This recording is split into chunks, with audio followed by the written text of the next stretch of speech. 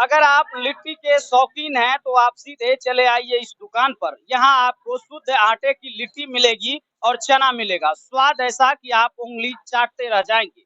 नमस्कार, न्यूज 18 मधेपुरा देख रहे हैं आप और मैं हूं रविकांत कुमार। इस वक्त हम मधेपुरा जिले के मुरलीगंज बाजार में हैं। यहाँ हरिद्वार चौक है और वहीं पर हरिद्वार मिष्ठान भंडार है, जहाँ पर शुद्ध आटे की लिट्टी यहाँ पर आपको मिलेगी। और इसके स्वाद का जो शौकीन लोग हैं वो कहते हैं कि यहाँ की स्वाद जो है वो काफी लाजवाब है।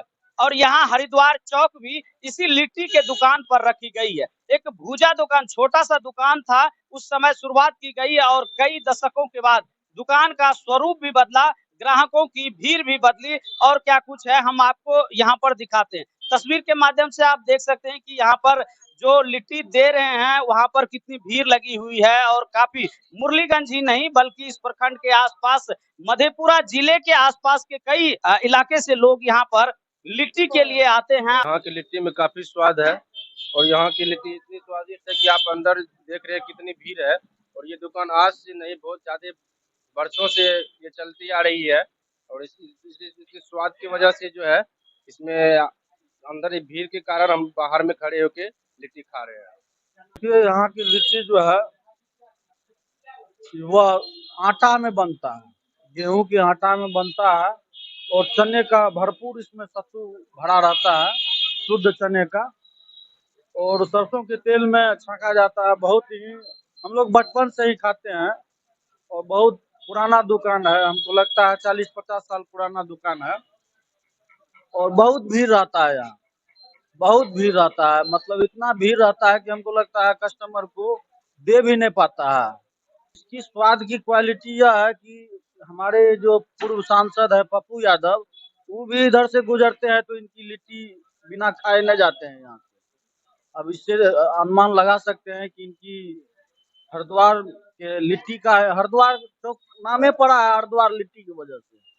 यहाँ के प्रोपराइटर हैं प्रकाश कुमार भगत, हम उनसे बातचीत करना चाहते हैं। चूंकि ये दुकान उनके दादाजी शुरुआत किए, फिर इसके पिताजी, फिर चाचा जी और अब ये हैं। आपकी लिट्टी के चर्चे पूरे जिले ही नहीं कोसी इलाके में होता है, क्या खासियत है, इतनी भीड़ रहती है लोगों की? सबसे बड़ी खासियत ये है कि हम लोग को ये दादा का दिया पुश्तैनी मतलब एक तरह से गुडविल है, जो कि उनके राहों पे चलते हुए हम लोग का मेन जो पर्पस होता है लिट्टी बनाने का, मेन पर्पस होता है कि आटा का लिट्टी होता है यहाँ पे। और उसके बाद जो इनमें जितनी भी मसाला इसमें दी जाती है वो खुद कारीगर के द्वारा निर्मित की जाती है, कोई भी आर्टिफिशियल बाहर का मसाला नहीं इसमें दिया जाता है। और दूसरी बात क्या, हम लोग का दुकान का सिद्धांत एक ही है, क्वालिटी, टेस्ट और प्योरिटी के लेके काम करते हैं। इसके अलावा हम लोग के मन में कुछ नहीं होता है। हम लोग के दादा चलाए हैं, पापा जी चलाए हैं, चाचा जी चलाए हैं, उसके बाद हम लोग सब इस दुकान में लगे हुए हैं। लोग कहते हैं कि पढ़ लिख करके बड़ा काम करना है, सरकारी नौकरी करना है। आप लोगों को कभी ऐसा नहीं लगा कि हम लोग भी नौकरी करें, पढ़ाई लिखाई कर?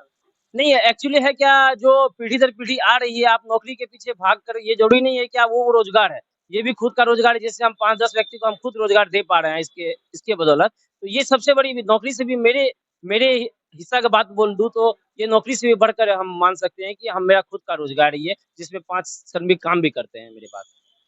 ये आपने बताया कि लिट्टी का जो स्वाद है, क्वालिटी है, उससे कोई समझौता नहीं है, दादाजी के समय से ही चले आ रहा है। हमें एक चीज ये बताइए कि ये पूरी प्रक्रिया क्या होती है, क्योंकि लिट्टी तो आमतौर पर आटे की ही होती है। वो जो पटना में जो लिट्टी चोखा है वो फेमस है और इधर आपका है ये लिट्टी और चना, तो इसको कैसे मेंटेन करते हैं, कैसे बनाते हैं? मेनली है क्या, पटना में जो लिट्टी चोखा मतलब मिलती है वो आग पे सेका हुआ रहता है। एक्चुअली अगर हर जगह मतलब आपको जो लिट्टी मिलेगी वो मतलब फ्राई किया हुआ तेल में मिलता है, लेकिन मेरी यहाँ खासियत यह है कि आटा के साथ उसमें जो निर्मित सत्तू होती है, सत्तू का मात्रा और उसका जो मसाले बनाने का जो टेस्टी, जो अपना जो सदियों से चलते आ रहा है, दादा के द्वारा दिया हुआ गिफ्ट जो हम लोगों के द्वारा वो जो चलते आ रहा है वो अनोखा है, क्योंकि वो एक रहस्य है हम लोगों का दुकान का, जो वही जो है लोगों को यहाँ पे वही जो क्वालिटी और टेस्ट लोगों को खींचते ले आता है मेरे दुकान तक। अच्छा, इस बात में कितनी सच्चाई है? अभी एक भाई साहब लिट्टी खा रहे थे, उनसे पूछे तो वो बोले कि अब अंदाजा लगाइए इस बात से कि इस लिट्टी के दीवाने पप्पू यादव भी है, ये क्या बात? जी बिल्कुल, वो भी हमारे पूर्व सांसद महोदय जी जो है वो भी इधर से जब भी अपनी काफिले के साथ जब इधर से गुजरती है तो वो जरूर मतलब उन्हें टाइम होता है तो वो रुकते हैं। वो हमारा लिट्टी हुआ, आलू चप हुआ, और उसके साथ साथ हमारे यहाँ वो उस पहले जो थी दादा लोग के समय में लिट्टी पे मेनली फोकस रहता था। अब लिट्टी के साथ साथ बहुत सारी मिठाइयाँ का भी रेंज लगी हुई है, जिसमें वो सारा कुछ का मतलब टेस्ट का एंजॉय लेते हैं, आनंद लेते हैं। लिट्टी के साथ अभी और क्या क्या उपलब्ध है यहाँ पर? मेनली यहाँ पे लिट्टी के साथ भुजा का भी प्रबंध है। उसके बाद आप फास्ट फूड के आइटम पे जोड़ देते हैं, चाट, चाउमीन, मोमोज एक्स्ट्रा एक्सेट्रा बहुत सारे आइटम है।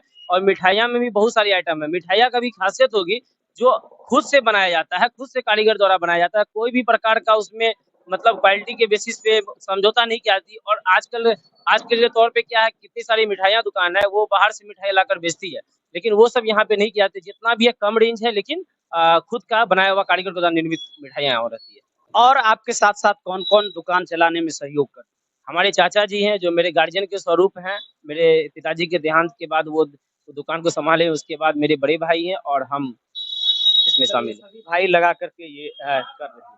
तो देखिए कि जिस तरह से हम लगातार आपको दिखा रहे हैं, इन तस्वीर के माध्यम से देखिए कि यहाँ पर जो लोग हैं वो लिट्टी और चना का स्वाद ले रहे हैं। अब यहाँ पर भूजा भी मिलता है और जो पुरानी विरासत थी उन्हें लगातार पीढ़ी दर पीढ़ी आगे बढ़ाया जा रहा है और लोगों को स्वाद चखाया जा रहा है। स्वाद की अगर हम बात करें तो खाने वालों की अगर हम माने तो स्वाद ऐसा है कि आप उंगली चाटते रह जाएंगे। जब भी मौका मिले तो आप हरिद्वार चौक पर जरूर आए। यहाँ पर छोटी सी दुकान से शुरुआत की गई और आज देखते देखते आप देख सकते हैं कि यहाँ पर जो लिट्टी चना खाने वाले लोगों की है वो किस तरह से भीड़ लगी रहती है।